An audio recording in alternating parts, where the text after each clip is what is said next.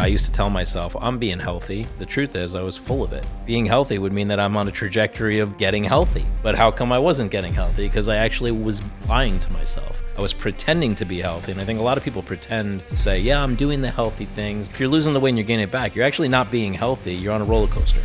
Who's choosing what to eat every day? Is it somebody else? Yes, there's circumstances. Yes, there's genetics that we could blame. But when you ultimately take responsibility, it's 100%. You own what you're putting in your mouth. It's hard to make these changes. It's hard to eat healthier food. And I would agree, it is. But you know what's harder? Being bedbound, being in a wheelchair, having chronic fatigue, being on all these meds. But it's actually not hard. It's just that we have to be disciplined and consistent in doing it. And eventually we'll be programmed that that's just the way we like to do things. The more you do it, the more it's going to go to your unconscious versus your conscious. Conscious is working. Unconscious is automatic. You're not working when you're driving your car. Most of it's automatic. So how do we do that with health? And I don't think everybody who drinks really realizes until you've done it long enough, like not drank long enough, how much that affects your mental clarity. You know how much time is wasted trying to get a drink at a bar? You know how much money is wasted on a yearly basis in alcohol? And what do I get out of it? A temporary high?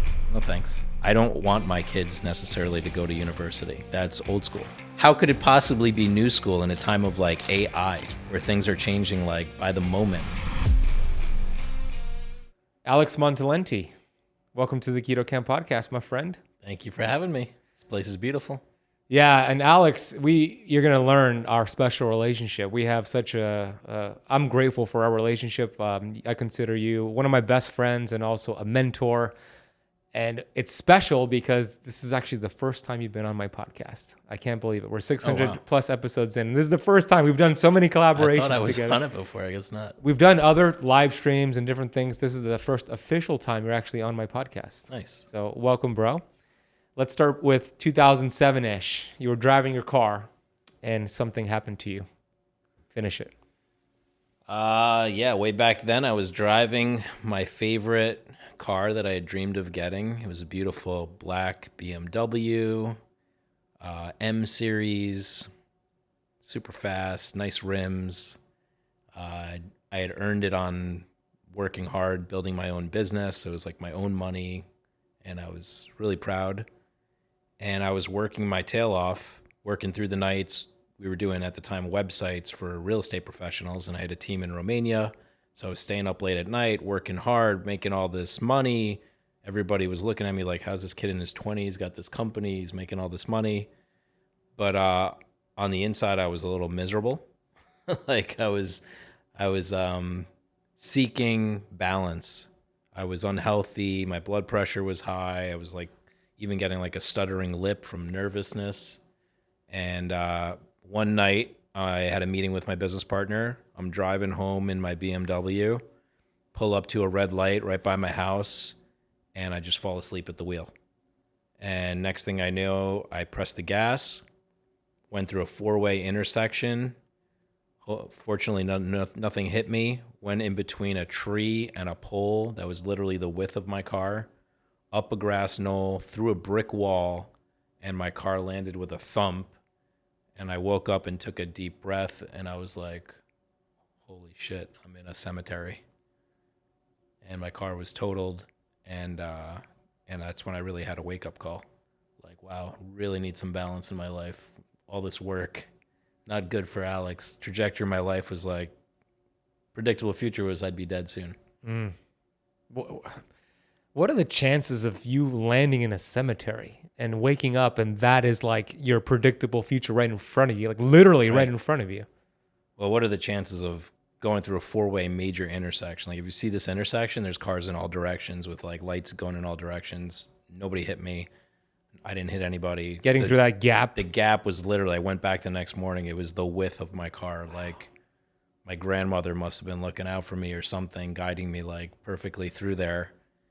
And yeah, it was crazy because the week before that, I actually I contacted somebody who was doing yoga and meditation because I was like, I need balance. And this woman came to my house and she looked at everything about me and she's like, you're like extreme. And I was like, what do you mean? She's like, you do things in extremes. Like you go, I was going snowboarding in crazy places. I was going hang gliding in crazy places.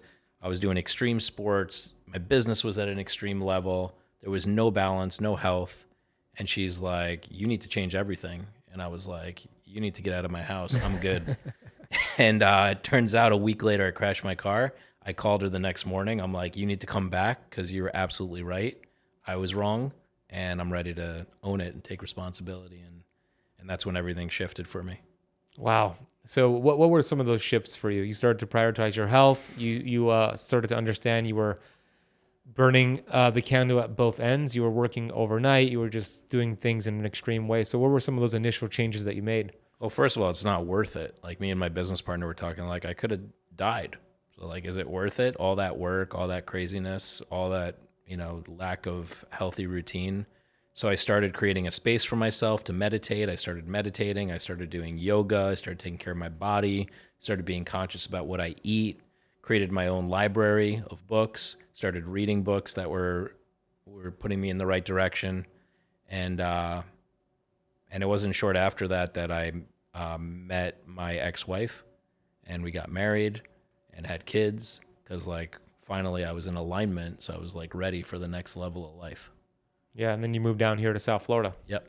And then that's where I met you. I actually met Alex at, you were doing some meditation, like retreats at your house. I was doing some photography at that time, and I took some photos of you to promote the event. And then I showed up and took some like videos and some content for your event.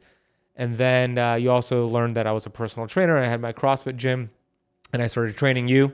Yep. With your physical health, and then you started mentoring me with my business and just relationships. That was what, 2016, possibly like around there? Like yeah, that. 2016-ish.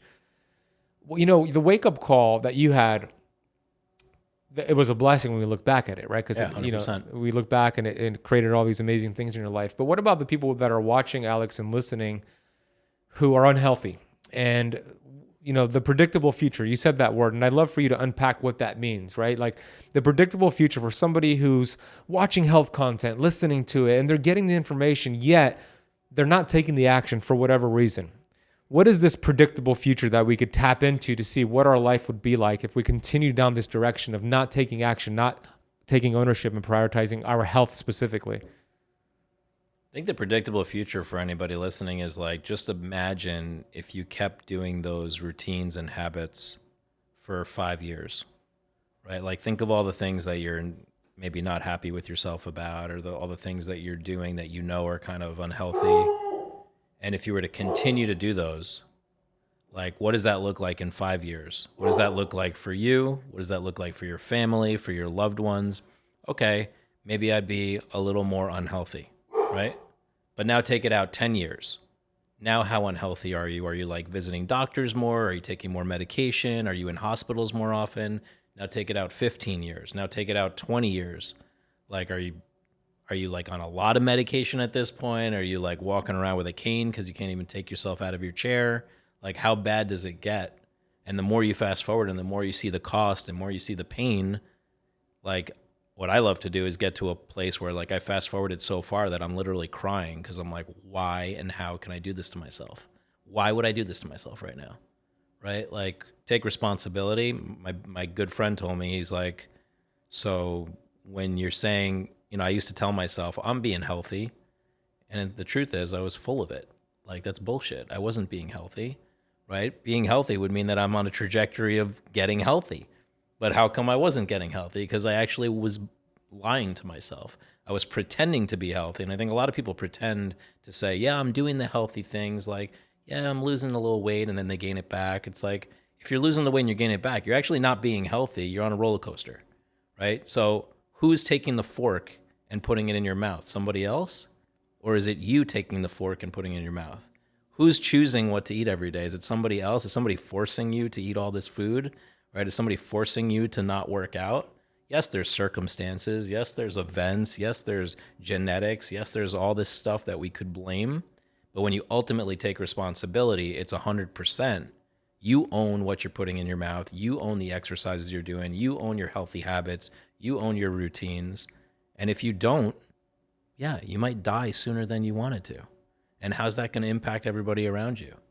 I just had it, and I think everybody should speak up about this and like we talk about this in our company now, say the unsaid, right? Like I have an employee that is overweight, and I saw him and I'm like, dude, predictable futures, you're going to die. And he's like, what do you mean? I'm like, I hate to be the guy, but I'm going to be the guy because I love you and I care about you. I'm going to tell you, you keep going like this, you're going to die a lot sooner. And I don't want to lose you. Right. And I don't think there's other people that want to lose you either. And you probably don't want to lose yourself either. He's like, yeah, I don't. He's like, I just don't know what to do. And sometimes it's that we just don't know what to do. So seek guidance, read books, get coaching, get whatever, but own it because it's your life. It's nobody else's. Yeah. Own it. That's where it starts. Ownership, responsibility. Right. So the predictable future thing, I love that because you put yourself in this, intentionally this dark, painful place where you're in so much pain. The people around you are suffering. You're on these meds. You're in a wheelchair, whatever dark place you get to. But then that's your future if you don't make those changes and don't take responsibility. So are you also looking at your predictable future if you're actually making these changes and what 100%. That looks like? Yeah. So, I mean, if you've been to a Tony Robbins event, like Unleash the Power Within, he goes through this Dickens process. Yeah. And the Dickens process is like you're looking at all that, creating that high cost, that high pain, and then you're getting rid of some limiting belief that you have that's getting in the way. And once you get rid of it, now you create that new future. 5 years out, what would it look like if I'm being healthy? 10 years out, what would it look like if I'm being healthy? 20 years out. And like for me, I've created that I'm going to be a centenarian and I'm going to be a healthy great-grandfather. Great. Right? So I'm already envisioning like being not just a grandfather, but like a great-grandfather who's healthy that my kids look up to. And I've lasted over 100 years and like I'm healthy and let's go. Right? But what's it going to take to be that? And that visualization process helps you really see it for yourself. Because once you see it, you got clarity. Now you know where you're going. It's like a GPS. Now you've got the map. I love that process. That's a real big takeaway for those watching and listening. Like, go into your predictable future. Do you start with the pain first? I think that's how it works with the Dickens process. We went to Tony Robbins together last year at the Unleash the Power Within. I actually went because you suggested it. And we did that Dickens process. And that was quite the experience. Like 10,000 or I don't know, at least 10,000 people in that seminar. And they turn off all the lights. And they have you go, each individual person, into a dark, predictable future. And you hear people like, screaming, you hear blood-curdling screams, crying like for, a few minutes you're in that place, right?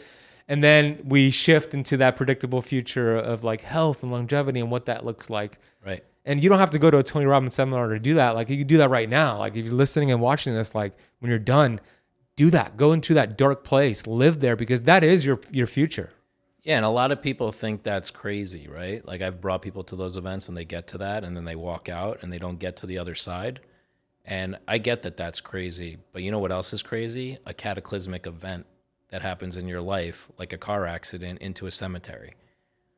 Am I going to go in and visualize my predictable future or am I going to go crash my car into a cemetery? I'll take the visualization all day long. And, people say, yeah, but it's hard, Alex. It's hard to make these changes. It's hard to eat healthier food. It's hard. And I would agree, it is. But you know what's harder? Being bedbound, being in a wheelchair, having chronic fatigue, being on all these meds and relying on something treating symptoms. Like that is much harder. You do the harder things now, then it's going to make life so much easier. Like you said, being a centenarian, being a great grandfather and being energetic for your kids and your kids' kids. Like you put the emphasis and the ownership now, and it might be hard in the beginning, but it makes it much easier later because it's going to be much more harder if you're not taking the ownership now and making those changes. So that's a perfect segue to this book I just finished that I got to talk about. Please. It's huge, Atomic Habits. Have you read it? Yeah, it's a fantastic book. Dude. So, I mean, when you think about habits, like how they get formed from like a young age, right? And they just become so unconscious that they're just automatic. Think of all the things that you just do automatically. Like I drove here, right? And I got to say half the time it was automatic. I wasn't conscious 100% of the time. And fortunately I got here and we're good to go. But there's so many things that we do that are just unconscious. Now, if I'm doing bad habits, the consequences are pretty instant. If I have good habits, the benefits don't pay off for a long time. But it's that consistent action, right? When you take a good habit and that becomes consistent and that becomes automatic, that's huge, right? Now think of the flip of that, how many bad habits we have that are consistent and automatic, right? So, I mean, for most of my life, yeah, my unhealthy habits. I mean, I'm a guy that used to eat like Doritos off of my belly while I worked. Same. And like, and my friend Mario came in, he's like, dude, what do you, like, really? And I'm like, yeah, because like I didn't think about it. It was unconscious for me. It was like, grab the quickest snack, right? Now I'm very careful, like what I buy, what I put in my refrigerator, what I put in my closet, right? How I even position the food at the table, because some people at the table, like my family, may not be interested in being as healthy as me.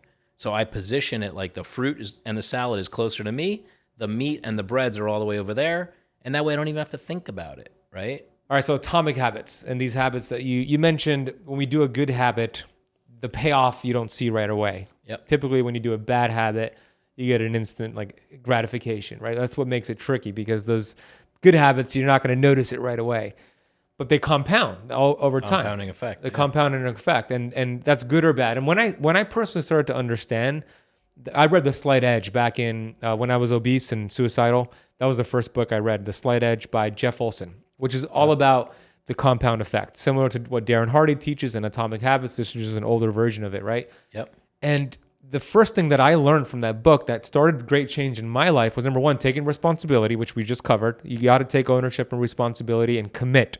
You can't be 99% committed. If you're 99% committed, you're 100% not committed. Either you're pregnant or you're not, right? It's a black or white thing. So you commit.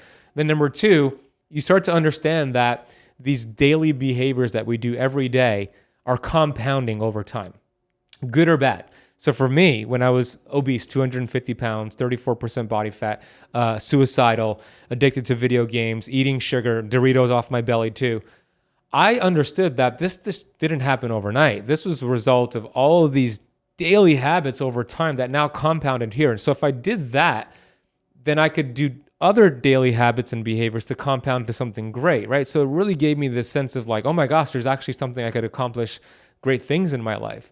So how can we get that through to the audience? Like small little tweaks. What are some small little... I think the best, when I heard the book, it was like, we always hear about the compounding effect of money. Yeah. Right. And it makes so much sense. And we teach this in school and we teach this everywhere. And even though not everybody implements it, it's like save $1 today, save $1 tomorrow. And then by the end of the year, you got $365, save $1,000 this month. And now at the end of the year, you got $12,000, right? And you can like do stuff with your math, money. It's science, right? Right. But it's so little each day, right? But it adds up over time, right? So what are you doing health-wise that you could change that's so little every day? Right? Like for me, a big change was I wake up at 6 a.m. I wasn't doing that a year ago, but now, man, the compounding effect of waking up at 6 a.m., I have so much more time to do what I want to do for my morning routine. Now I'm like stacking my habits too. So I'm doing the bike ride with the sunrise at the same time, right? Then I'm doing the meditation and the journaling. Then I'm doing the workout, right? Like I'm adding all this stuff in, but now it's such a habit. And I've only been doing this since April. Right? Like really stacking all this stuff. And now it's so, what's the word? It's so necessary and it's like so part of my life that when I don't do it, it's awkward. Mm-hmm. So we say it's hard, right? But it's actually not hard. It's just that we have to be disciplined and consistent in doing it. And eventually we'll be programmed that that's just the way we like to do things. Mm. And the payoff is like, you'll start to see the payoff and the payoff will be greater than the cost. Right? Yep. Makes so much sense. One of the challenges I see with at least like my students, for example, they want to do all these different changes at once. And instead of choosing maybe one or two behavior changes and mastering that and getting some momentum, they change like 10 things at once. Yeah. Extreme. What I used to do. Yeah. So give some advice on that. Like why it's important to choose maybe a couple of things to get some momentum and then you mentioned habit stacking. What exactly does that mean? So I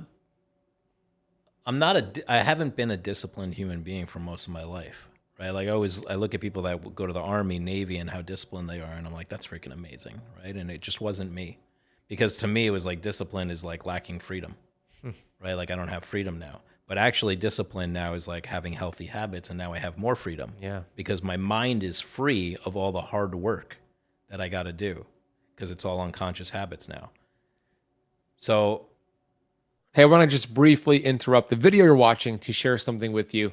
One of my favorite companies that I use for health and longevity and biohacking is a company called Bond Charge. And they have a whole range of incredible products, including the blue light blocking glasses you see me wear right now. But one of my favorite products from them is an infrared sauna blanket. That's right. You don't have to spend a ton of money investing in a sauna or spending so much time driving to a facility with the sauna. They actually created a sauna blanket that you could use in the comfort of your own home. And I use this all the time. Why would we want to even do a sauna? Well, there's a lot of research and a lot of studies showing the benefits of infrared sauna. The sauna blanket works by raising your heart rate to a workout or a training session. So you burn more calories while you're actually lying down and relaxing. You could burn up to 600 calories in one single session. Also, it's going to cause you to sweat. And one method of flushing out toxins from your body is through sweat. There's also one of my favorite benefits, this endorphin release, endorphin rush you get from using a sauna blanket. And every time I get out of the sauna blanket, I feel like I just got a 60-minute massage. And that's because of the endorphin benefit from it. So how this works differently than a regular sauna is that it works by using infrared light, which heats the body directly rather than the air around you like a traditional sauna. This means you get the same benefit at a lower heat. So it's easy to set up. It's super convenient. 30 to 40 minutes will suffice in terms of the length of the sessions. And you do that 2 to 3 times a week, you're going to feel amazing. Add that to your keto fasting protocol and watch what it does for your results. You could do it while you watch TV. You could do it while you read a book. I do it while I listen to an audiobook. So if you want to learn more about the Bond Charge products, including the sauna blanket, head over to bondcharge.com/ketocamp. And if you use the coupon code ketocamp at checkout, you'll get 15% off your sauna blanket. And actually, any of their products are 15% off with that code. Bond Charge hooked you up. So head over to that domain or click the link down below and go get your Bond Charge products. All right, let's get back to today's video. I lost the train of thought on the question. What was the question Habit again? stacking is why it's important to choose maybe a couple of different behavior changes, not too many at once. Well, because you want to master it, right? And then you want to set it as an unconscious thing, right? Like the more you do it, the more it's going to go to your unconscious versus your conscious. Conscious is working. Unconscious is automatic, right? Like you're not working when you're driving your car to get to the location. Most of it's automatic. So how do we do that with health? How do we do that with family? How do we do that with relationships, right? And yeah, it's a good idea to pick a few and master them and kind of just they go in the bank of automatic healthy habits. Yeah. Right? I mean, I'll give you an unhealthy habit. Like I love my mom, right? But my mom as a kid she was all about family. So for her, the family was like eating around the table. Mm-hmm. So the family was also like, let's get Entenmann's and have an Entenmann's cake somewhere in the closet. So by all the dishes, there was always you could count on it. Like there was an Entenmann's box. Maybe one day it's cheese pastry. Maybe one day it's the one with walnuts or whatever, but you could count on it. Was that a healthy habit? No, but it was a habit that got created and now it's automatic. And I started to create it as automatic. I could count on that being there. In elementary school, in middle school, in high school, right? My friends would come over. They could start to count on the Entenmann's being there, right? You ever go to your friend's house and he's got like the Oreo cookies? Yeah. You could count on them having the Oreo cookies. It's a simple shift like that. Why did it have to be Oreo cookies? Why couldn't it have been grapes or oranges or apples, right? That little shift. You just got to make these shifts and then they add and they stack and they stack. And the next thing you know, you are being a healthy person. But I think an important part that they talk about in the book is the identity. You actually have to commit all in to that's your identity. I am being a healthy person. So would a healthy person do this, right? Like you're presented with bread on the table and butter at every restaurant we go to. Would a healthy person take the butter and the bread and spread it? No, a healthy person wouldn't do that, right? I don't even know where that butter comes from to start with, right? But needless to say, that's a nationwide, actually, that's a worldwide habit. We expect the bread to be on the table and we expect it to be warm. Yeah. Right? So it's like you have to make that shift for yourself. Like, no, I'm not going to do that. My habit is when the bread comes, I actually say, can you please take this back? I'm not going to be somebody who's going to consume it. I don't want to waste it for you. Or please don't bring me the bread and butter. Yeah, same. Exactly. Yeah. Simple request like that makes a big difference, right? And that compounds over time too. Imagine all the times you ate the bread, compounding, and now imagine all the times you don't eat the bread, compounding. Freaking Olive Garden with their free breadsticks got me all the time back in the day. That's how they get you in there. So what about belief? Because a lot of people are dealing with so many different health conditions and symptoms. So autoimmune, you mentioned high blood pressure, you had that, obesity, diabetes. A lot of people might say, yeah, they want to start making these changes. Maybe they do, but they do it to a certain point and then they do something to get back on the course they were for being unhealthy. And I think a lot of that spans to them not really believing in their body's ability to heal itself and get those optimal health results. So how important is it to believe that you can do this and your body could heal itself as long as you do your part? That's huge. I mean, that's everything, because I don't even think it's about whether you believe your body can heal itself. It's whether you believe in yourself to get to the goal that you're setting out for yourself. And but what if somebody's having trouble developing that belief? Can you lean on, because you told me once, I'll share my story with you. When you started coaching me, when I was a personal trainer charging, $35 an hour, you saw like so much potential in me, right? You had a lot of belief in me when I didn't even have that belief in myself. Yep. So I borrowed your belief, right? You said, you should be charging this much. You should be doing this with the gym. You should be doing this online. And I didn't believe it myself. I really didn't. But I leaned into your belief until I developed that belief for myself. So do you feel like that could be a good way for people to lean into a mentor or coach to borrow their belief until they adopt it themselves? Absolutely. It worked for you. It did. Oh, yeah. Yeah. And for everybody listening, I mean, Ben was coming to my house, going back to back, driving from people's houses because he cared about their health, right? And he was charging like $30 an hour, and he was coming to me. He's like, I was like, Ben, I'd love some personal training. He's like, $30 an hour. I'm like, it's cake, no problem. That's way less than anybody else has ever charged me. But then I saw how intelligent he was, how much knowledge he had, all the ways he wanted to help me, and like how committed he was to health, not just for me, but for everybody. And I was like, dude, you need to be charging way more and be doing way bigger things. And I just saw something great in him, right? And that's how it works in this world.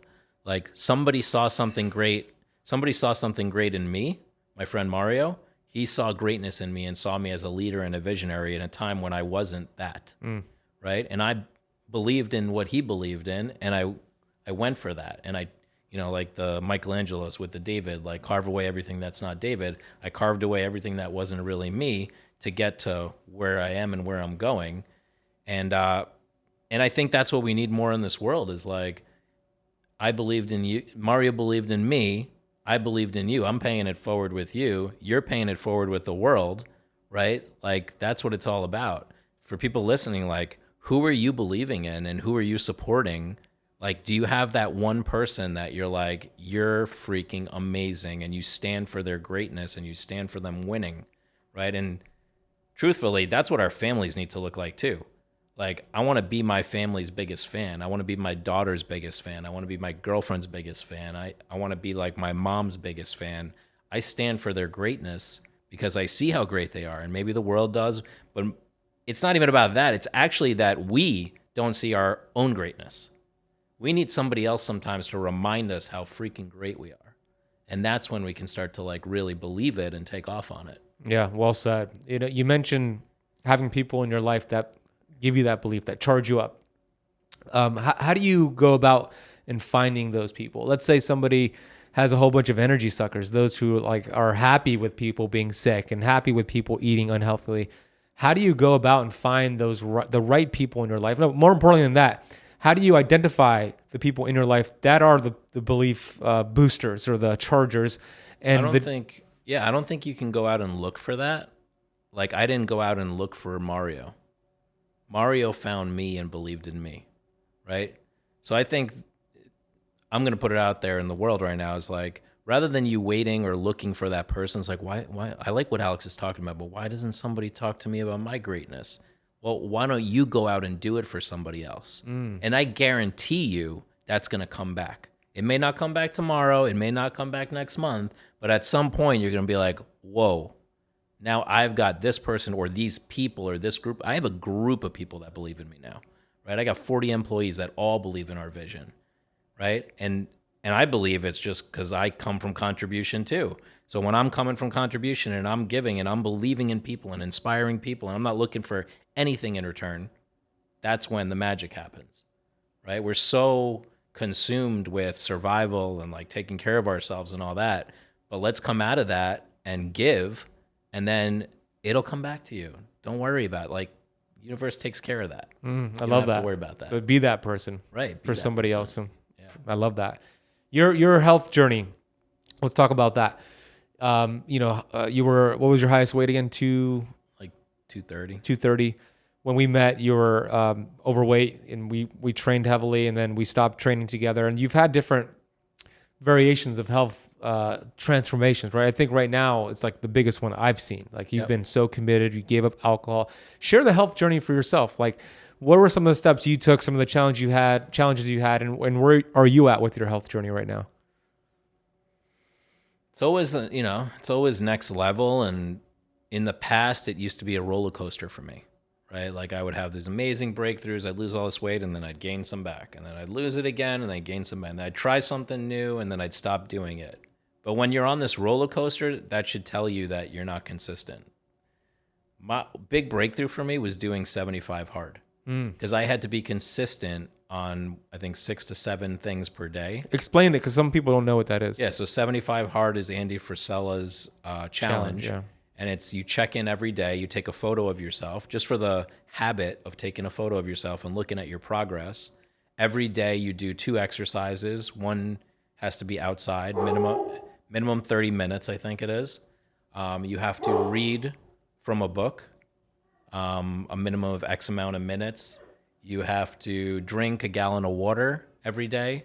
So there's like 7 healthy routines that you do, but it's about the discipline, because if you miss one, you start over, right? So the first time I was doing it, and like, I'm on flights to Hawaii, and I'm still getting it in, right? Like, I'm on flights all over the country, I'm still getting it in. I remember one time I came home at midnight, and my girlfriend hadn't seen me for like a week, and I'm like, baby, I really want to hang out with you, but you know that I have to get my second workout in, right? And she's like, I know you're committed, like, go for it. She supported me. And it's like, it's that level of discipline and commitment that I had never done in anything health-wise in my life for 75 days straight. And I didn't have to reset. I did all 75 days. That transformed me as a human being. That taught me discipline. Yeah, perfect example of commitment. Because if you were interested in it, you would have not completed those 75 You can't dabble days. on 75 hard. You can't. You're either all in or you're not. You don't dabble, you dominate. Right. So that's where you really started to change that roller coaster status of losing weight, gaining it back. And something that I noticed you do very often is your morning routine, which you mentioned. You have a really awesome morning routine. Getting morning sunrise and sunlight is one of the best things we do for our health. But you also work out very consistently, like Barry's Boot Camp, and you do other workouts. Yep. How has that contributed to not just your health, but also your energy levels? And you run a big business. How does it help you with your business, being healthier with fitness specifically? So the crazy part is I do less now, and I'm getting more results. And that With what, work or exercise? With workout and exercise and all that. And I think that goes to that 10x is easier than 2x book that you recommended to me. Yeah. Which is like, you don't have to do as much to get the results. Turns out I was like sweating like crazy, going to Barry's boot camps, doing all these workouts, and I haven't got to the weight and shape that I'm in now.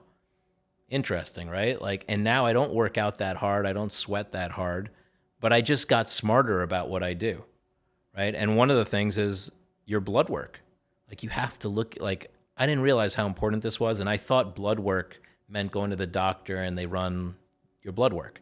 That's not blood work, everybody, okay? What your regular doctor is going to do the minimum number of blood work for you, because I don't know what their problem is.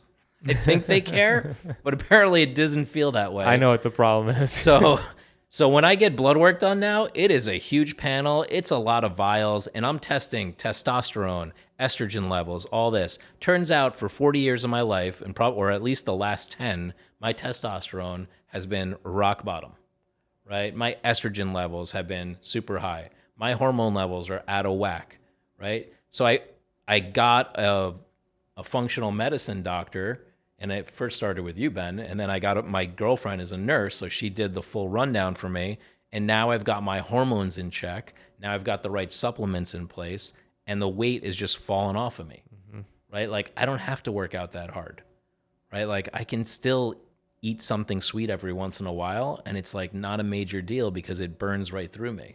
But back in the day, it was like everything I consumed was like immediately turning into fat. Yeah. My metabolism was low. My estrogen level was high. My energy levels were low. Now my energy level's through the roof.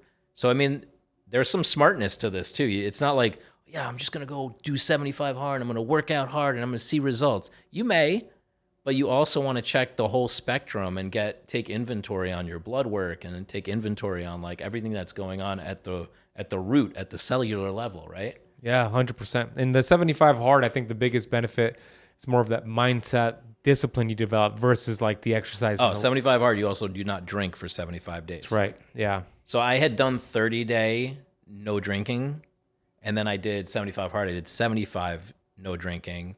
And then I don't know how many of you know, but Ben committed years ago to not drink. And then is there a goal around that? Or it was just a thing I felt like it was holding me back from my goals and my vision, slowing me down. So it's going to be 9 years ago this January that I decided to stop. Yeah. Bingo. And so me on April 21st, same thing. I saw that this was just getting in the way of how big I wanted to be. And it wasn't in alignment with the identity that I created for myself. Exactly. Centenarian, healthy great-grandfather. I looked at alcohol and lifting a beer or a wine or anything and said, that doesn't match. That's not a match for what I am being. And that's it. I stopped on April 21st. I haven't had a drink since. No problem. I drink water. I drink kombucha. I have beautiful teas. I enjoy myself. I save money. And I have clarity the next morning. I work out in mornings on the weekends when in the past my morning would be a recovery, right? Or like it would be sluggish or it would be foggy. And I don't think everybody who drinks really realizes until you've done it long enough, like not drank long enough, how much that affects your mental clarity. Like I wish I had stopped drinking like right after college. Like, okay, have fun in college, whatever, but then I should have just stopped after that. Had I known what I know now, right?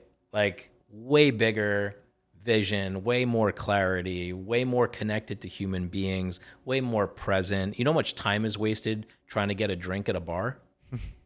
You know how much money is wasted on a yearly basis in alcohol, right? And what do I get out of it? A temporary high? No thanks.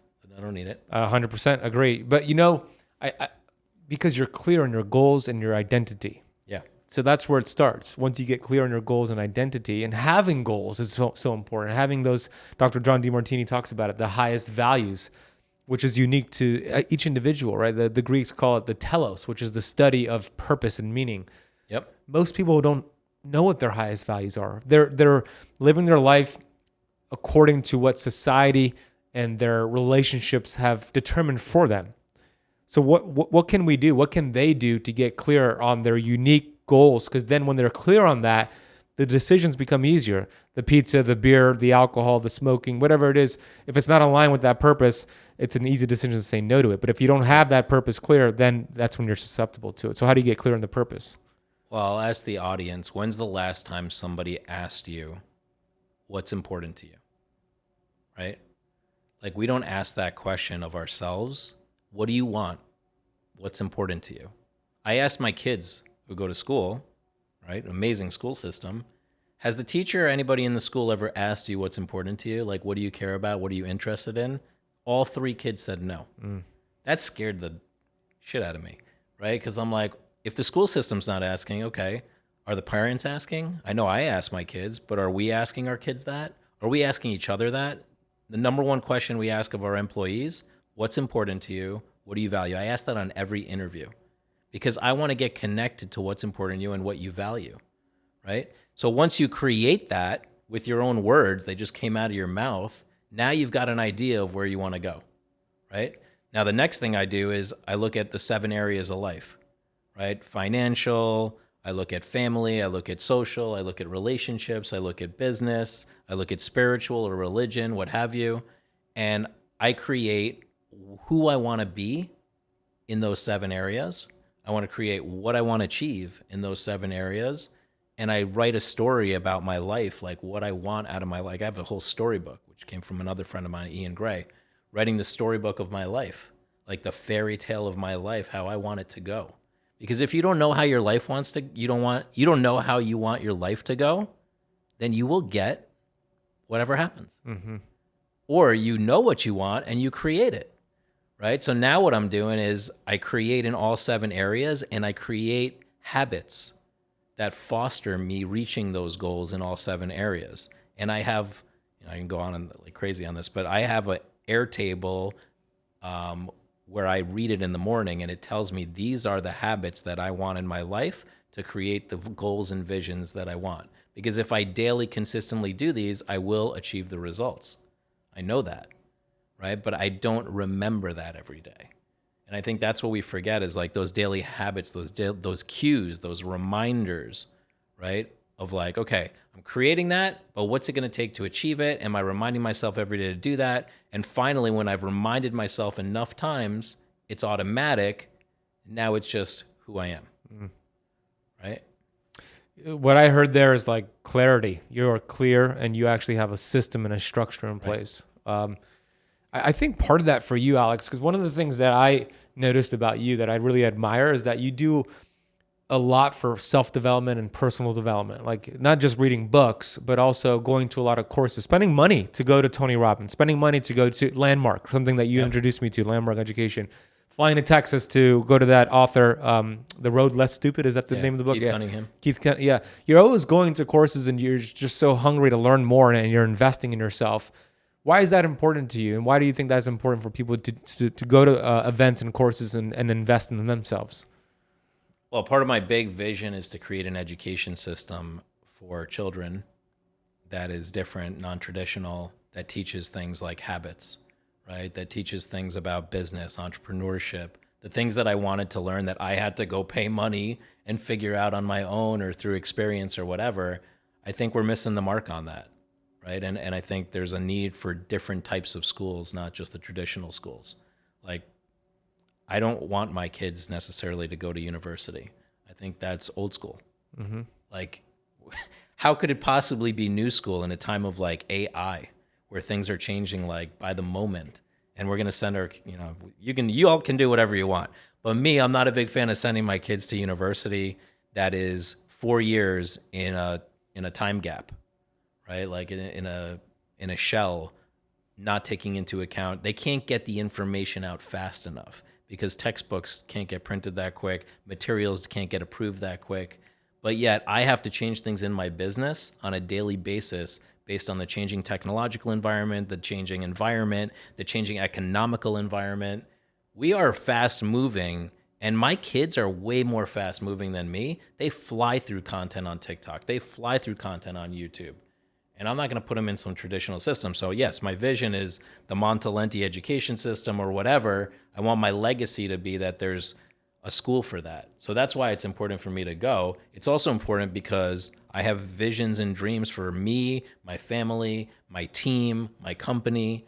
And in order to go next level, I have to be the next version of myself, right? So if I'm plateauing, I'm looking for that next breakthrough, because wherever I am, it's from the information and knowledge I have until now. So if I want to go next level, I need new information, new knowledge, or I need to implement something more habitually or more consistently, right? So I'm looking for that next thing and then next thing so that I can go next level, next level. I'm in a company right now that I've never built a company this big, right? Like I got over 50 employees. We do millions of dollars. We have over 700,000 clients, subscribers. So it's like, I've never done this. This is new to me, right? Like, I've never been a father before at this level of a 10-year-old, a 12-year-old, a 14-year-old. So I got to read books about that. I'm reading Love Languages of Blended Families right now because I'm in a blended family. That's next level for me. I never did blended family before. So what is it? I mean, if you're not investing in your education, investing in your development, you're flat, you're stagnant. Flat and stagnant, not for me. In fact, I go the other way when I'm flat and stagnant. I start to get into my mind. I start getting into like depression, like I could go the other way. Like I need that constant evolution. That's where I flourish. That's how I thrive. That's like, I'm hungry for it. I could relate. Production, right? Being productive, right, for yourself and for society. And progress. Like, so I didn't get to finish the point on the 7 areas. So the big breakthrough for me on the 7 areas is like, everybody's like, I got to get to the finish line.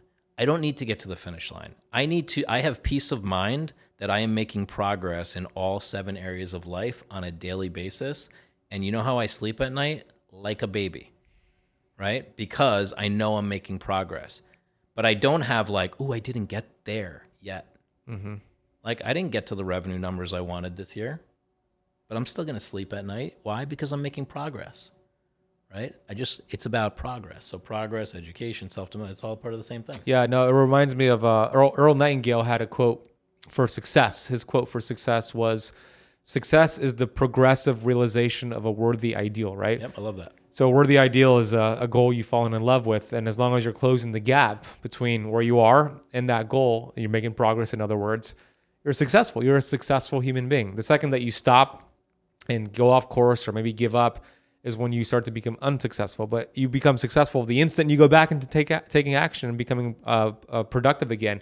Do you watch TV at all? You don't watch sports or anything like that, right? It's like, so it makes sense that you don't, because you're just so clear on the vision. I have found that when you're not, then you want to fill that void with things that are just going to give you instant gratification.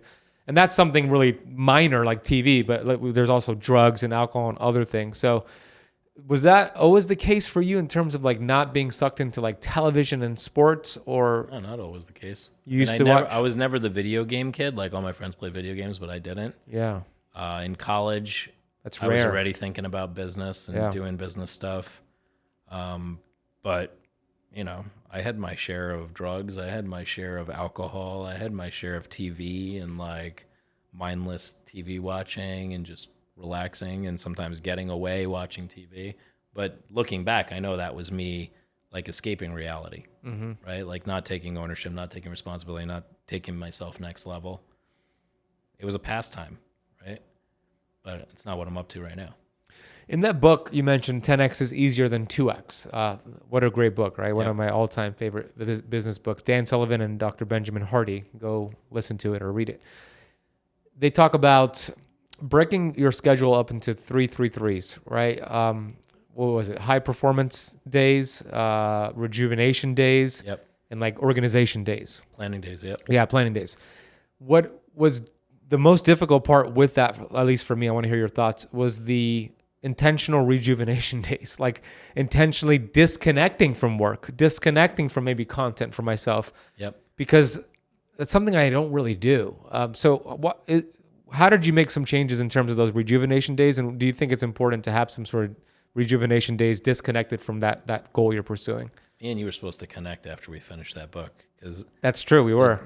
I loved that idea. The idea was that if you look at sports people or performers or ballet or whatever, they would spend a day rehearsing and planning, right? They would spend a day performing in the performance or on the field, right? So there was practice, which is the planning or like rehearsing. Then there was the day on the field, on the course, and then there was the rest day, right? So I've implemented some of that. Like for me, Monday is planning day. Every week, Monday's planning day. I will not take meetings. It's all about planning. Friday is relax day, and I've cheated myself. Like I keep putting meetings in on Friday and then taking them out, right? But here's the thing. When I take the day off for real, it's like amazing. It's not just like a rest thing. It's a creativity, and the ideas and the space to create comes out, because the rest of the time, if you're busy with your schedule, you're kind of surviving or reacting. That's not creation mode, right? Creation happens when you're free of the thoughts, you're free of the work, you're free of the doing, and you're just being with yourself. And then it's like, whoosh, this amazing idea comes out, right? Or this amazing plan or some moment of clarity. So it is key, right? I mean, we got to hold each other accountable to doing that, because there's so much we can do, but what about the time that we got to be with ourselves and just be with ourselves, or just be with our families? You know, one of the benefits for me being in the relationship I'm in right now is my girlfriend.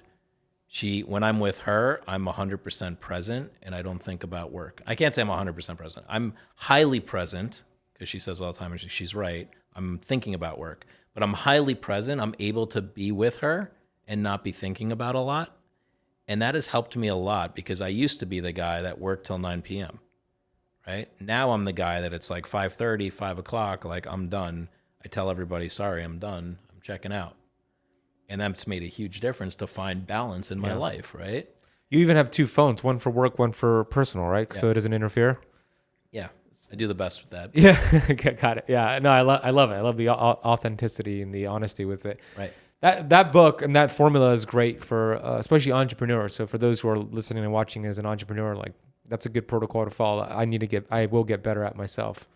Yeah, the biggest thing I'll share about that book for me is like, kind of like Michelangelo says with the David, like you get rid of everything that's not David. If you focus on the high priority items, and you know, if you look at your week, you take inventory on your week and you're like, wow, there's these 40 or 50 things that I have to do this week, or that I'm doing this week, or you look at your schedule and then say, what could I get rid of? Right? Like, what could I get rid of that if it just disappeared, like it wouldn't really make a difference for me? And I started doing that, and now I'm more focused on like high production meetings. I won't take meetings with people unless it's like, you know, friend or like an important meeting. But the more I get rid of, the more productive I am. So it's like this concept of like, you don't have to do more to get, like some people say, oh, 10x, like work harder, 10x your work. Well, what if you actually didn't have to do that? What if it was actually 2x and you got 100x results? Yeah, I love it. It's a paradigm shift. Such a great book. I listened to it, I think 3 times, like back to back to back. And I've implemented a lot, but I think I still do better. Alex, I have one final question for you, and then you'll share a little bit about Real Greater and just all the cool things you're doing online as well. Sure.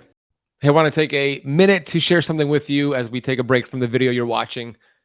You know, one of the most common things I see to why people don't have enough energy levels, they have trouble building lean muscle mass, they have brain fog, fatigue, and they don't feel good is because of a deficiency in a hormone called testosterone.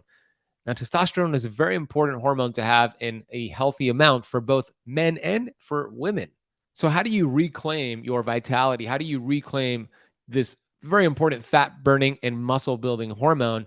Well, you can do it with a powerful supplement called Upgraded T. It has been my go-to for naturally elevating testosterone levels. Upgraded T is from Upgraded Formulas, and it contains the highest quality of ingredients that have been proven scientifically to increase testosterone production. Now, as I mentioned, if you're a woman watching this, this is very important for you just as a man watching this right now. Upgraded T is a natural and safe way to boost testosterone levels. When you boost testosterone levels, it's going to increase your sex drive, vitality. It could help replace fatigue with all-day energy. It'll help you lose that stubborn belly fat.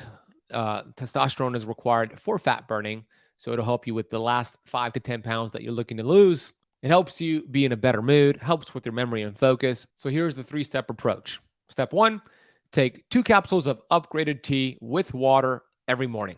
It does not break your fast. You can have it with food or without food. Step number 2, notice your energy levels and dominate your day with more confidence and more vitality. Step number 3, wake up the next day having better sleep and just keep doing what you're doing. As simple as that. So if you want to get your hands on Upgraded Formulas, Upgraded Tea, and any of their awesome products like their Upgraded Magnesium and their Hair Mineral Analysis Testing Kit, head over to upgradedformulas.com. And if you use the coupon code KETOSIS at checkout, they're going to give you 15% off your entire order. That is upgradedformulas.com. Ketosis at checkout. We're going to drop that link down below. And let's get back to today's video. Final question, bro. Vitamin G, gratitude. What do you have vitamin G for right now? What are you grateful for today? Grateful for today. Well, I did my gratitude this morning. And then right after that, I shared with my team that's one of our core values. So we have 5 core values. It's the acronym GRACE. So G is for gratitude, R is for relationships, A is for all in, C is for celebration, and E is for excellence. Great.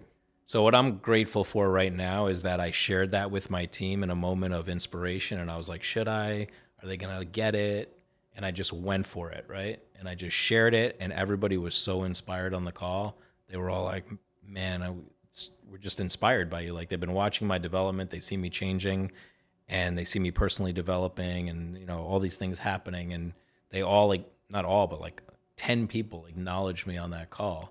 And I'm just so grateful that I have a team like that, and that I have a team that listens, and I have a team that I can lead, and a team that I can inspire, and that now I'm really being my authentic self with my company.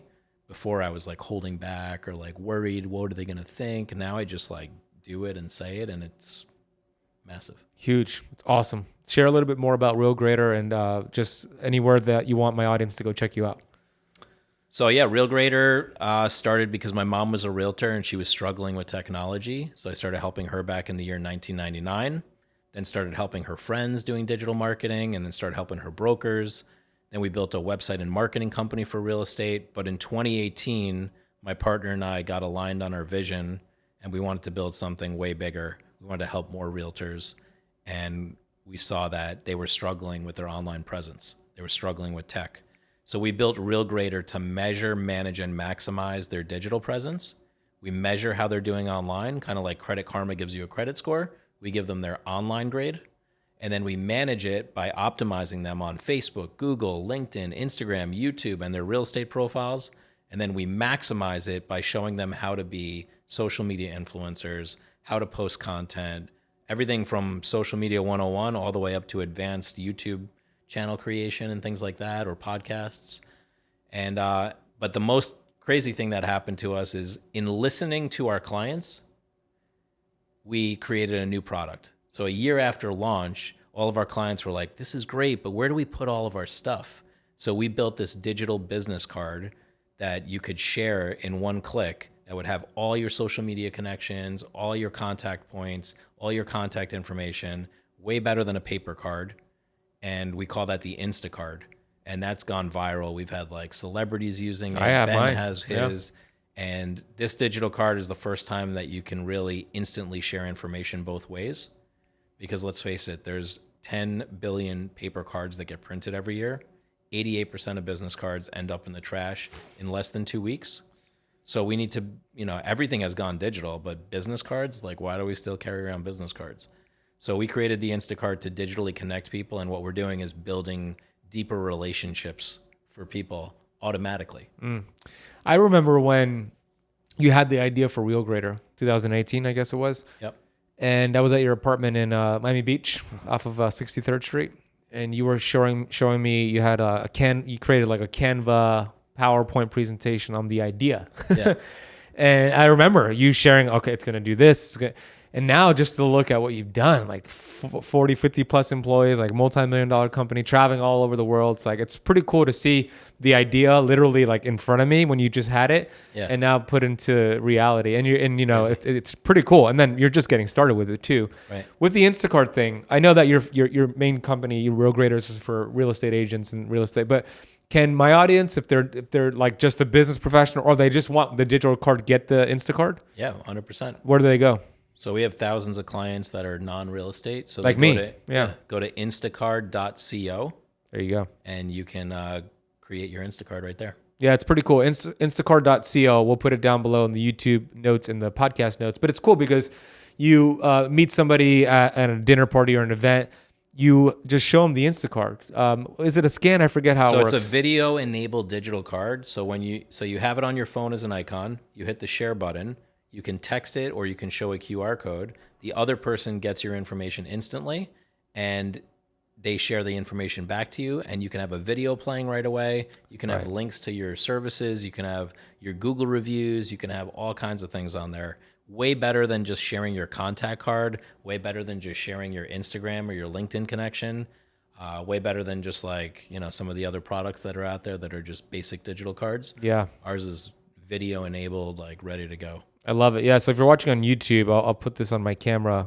And you can see this is my digital card. You can see it's a photo of me. It Yeah, has we're gonna my have to add. Now we got video, so we got to add video. To yeah. yours I as got to well. put a video there instead of the photo. But you could see it goes to my YouTube, my Instagram, my Facebook, my LinkedIn, my Twitter, and my website. And you could add more. And there's a different customizations here. So Instacart.co if you want to get that. And we do a 30-day trial, and it's relatively low cost, like $99 a year. Yeah, that's cheap for the whole year. Alex, I acknowledge you, bro. I love you've done You too, man. You've done so much for me. You continue to do so. You're one of my best friends, close friends I have here in Miami, and you're just always supportive. You're authentic.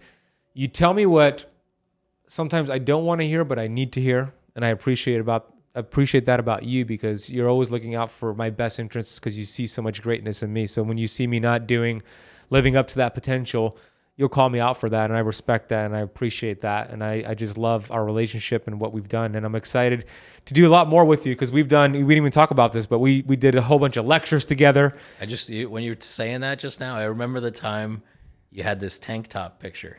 Yeah, right? yeah. And I was like, dude, I think you're ready for the next level, like jackets, like suits, and like now I see you with jackets and suits at all the events. Yeah. But I remember the resistance. There was a little bit of a resistance because it was like one of your favorite photos because I was like jacked, really jacked and healthy in it, right? Correct. But that's like an example where like even though I was like standing for your greatness, I'm like, dude, I get it, and you could like rock a sweet suit, you know? Yeah. And now I love seeing you like with all, you know, you're going to all these events and speaking on stage.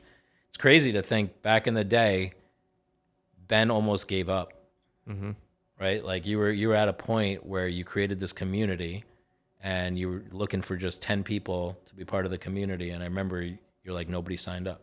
Yeah. No, right? nobody showed up. Nobody showed They up. signed up, and then it was a Friday night. Right. 6:00, I show up at the park to be able to lecture and train them, and not one person showed up. No, but this was the online community. I remember the first 10, Oh, and you contacted me, got and you're like, dude, it was called the Shred Fat Mastermind. That's right. Should I keep going? And I'm like, bro, keep going. Because even if That's right. one person shows up, you'll make a difference for that one person. Yeah. And next thing, he had 10 people. And next thing, now he's got this giant community. Yeah, So I never remember give that. up, you know? Yeah. Even if one person can make a difference, right? Go out there. Don't wait. Make a difference for that one person. Be their stand for their greatness. Yeah, 100%. Love you, bro. Thank you for coming on the podcast. Let's go get some dinner now. Let's do it. All right. Thanks, everybody. We'll put Alex's information in the podcast notes and the YouTube notes, his website, his social media. Share this with a friend, comment on YouTube, and thank you for watching and listening. We'll see you on the next one.